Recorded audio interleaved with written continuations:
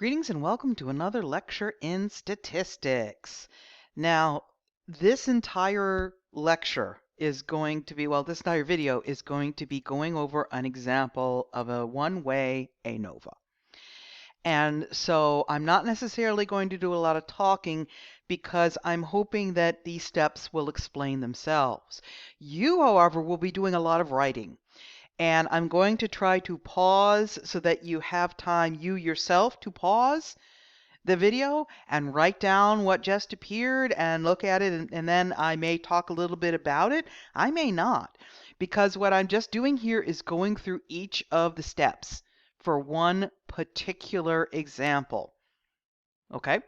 So make sure you get these steps so you know yourself how to do it. I know for a fact that some of the questions in the back of the chapter that you need to do for homework and hand in are just this sort of thing. And I can also guarantee that it's going to show up on the test. So make sure that you know all the steps, you know how to do it, you know why to do it, all of the usual suspects. Here's the example.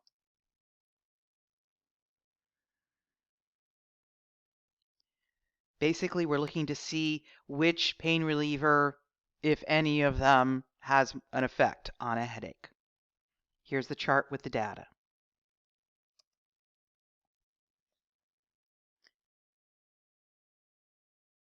It includes each of the different groups, medication 1, medication 2, medication 3.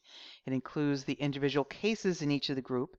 It also gives you N, although you yourself could find that. And then it gives you the mean of the groups, which again may be something that you yourself need to do. But determining N and determining the mean is simple enough. You probably should not need practice at this point. It also gives you the variance for each group. You don't need to know that. That was for using a slightly different technique than the one that your book is using and that I'm using. I actually pulled this out of another statistics book. So there is the data. Make sure that you write down at least all the part except for the variance. So to find the solution, the first thing you're going to want to do is come up with the null and the alternative hypotheses, because it's always good practice. In this case, because it's an ANOVA, the null is there's no difference between the groups. All the groups have the same mean. There's no difference. They all work equally well or equally not well. So the alternative, the claim, is that at least one mean is different from the others. They want to see whether or not, one works better than the others do. Since we're here, let's do the degrees of freedom. You're going to need them eventually. Because there are 3 samples, k equals 3. So the degree of freedom for between groups is k minus 1, which is 2. The degree of freedom for within, there are a total of 13 cases, 13 samples. So it's n total minus k, so it's 13 minus 3, which is 10.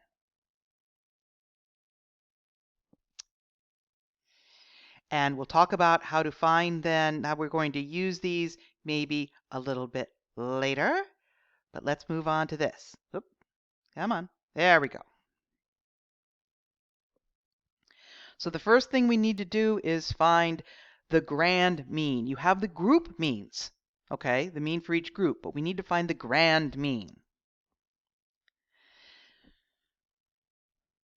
Now you notice here that I'm using the sum from each group, because when you're finding the average, you're going to find the sum. Now you can add the sums together for each group and then divide by the total number of cases. You just don't add the averages together and divide. And so what we have here is essentially the grand mean is roughly 15.92 given rounding. So let's start finding the sum of squares. And so this, for each group, the first thing you need to do is go through each group where you subtract each case from the mean and then square it and then sum it. So here's group 1. Here's group 2.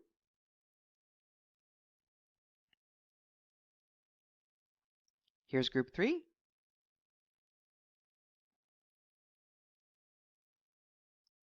And there's the sum. So that's the sum of squares within.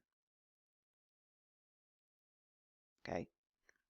Now, I tend to do it in groups. Your book tends to clump it all together and put it in one big long line. I find that kind of confusing.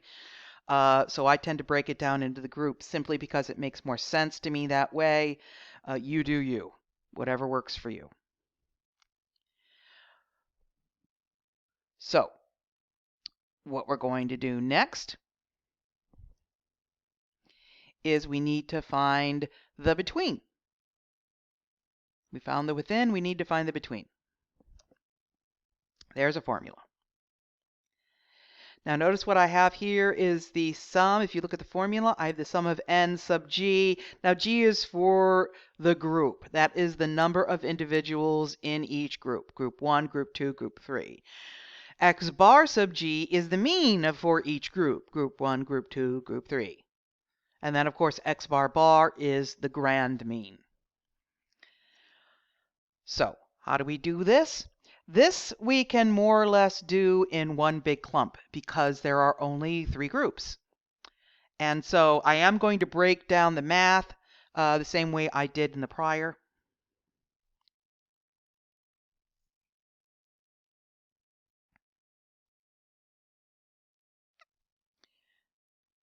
So what we have here for the sum of squares between is 21.9232. Once we have both of the sum of squares and we have the degrees of freedom, we can find the mean squares. Plug in the numbers. Make sure you plug in the right numbers.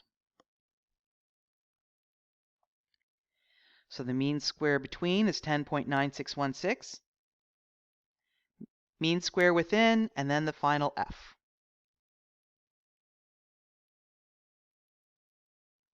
Mean square within is 7.5, and then the final f is mean squared sub b for between groups divided by the mean squares for within groups, which in this particular case winds up being 1.4615.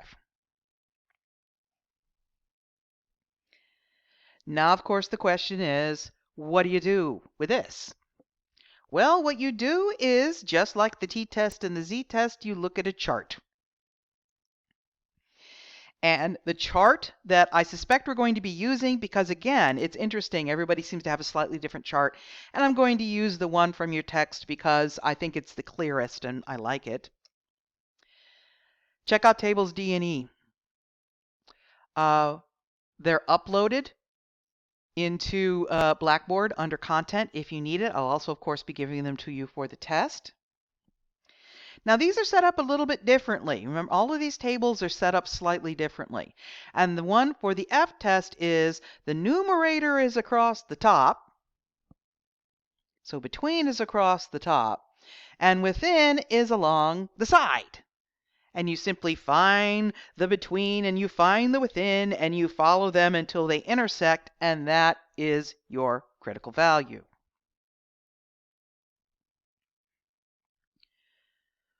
Once you have your critical value,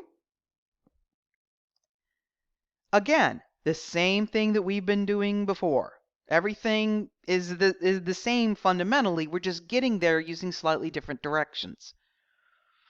So if your F ratio is more extreme, is larger than the critical value, you then reject the null hypothesis. Otherwise, you fail to reject the null hypothesis.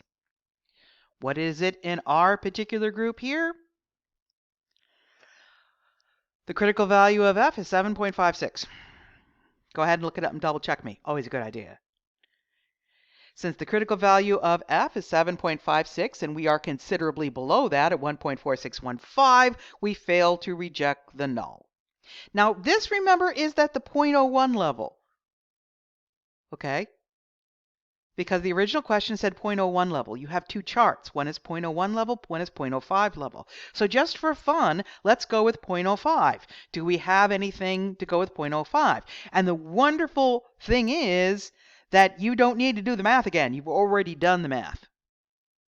Okay, all you need to do is look and compare whatever the critical value for F is for 0.05. Now, by the way, in the real world, you're not going to be doing this. You're not going to be, alpha shopping. You're not going to go through and pick the alpha that gives you the result that you want.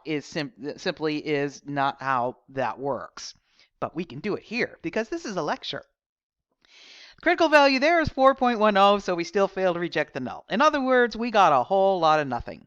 But that's okay because your book has an example where you have a whole lot of something.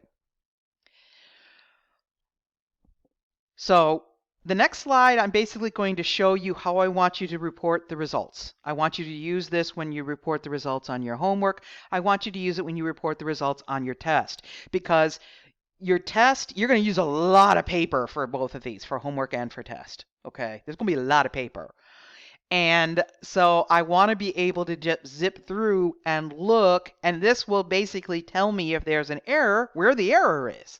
And I don't have to wade through everything in order to find it. And this is also how you're going to report the results if you ever do this sort of thing in an actual study, in a paper. This is basically what you're going to do. You're going to present it like this.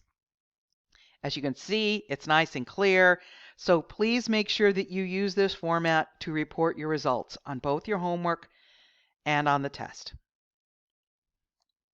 Usually also after the F, there's a little asterisk or something to show whether or not it's significant. You can just sort of put that in words. Let me know whether or not it's significant, because that's also going to be part of it. Okay.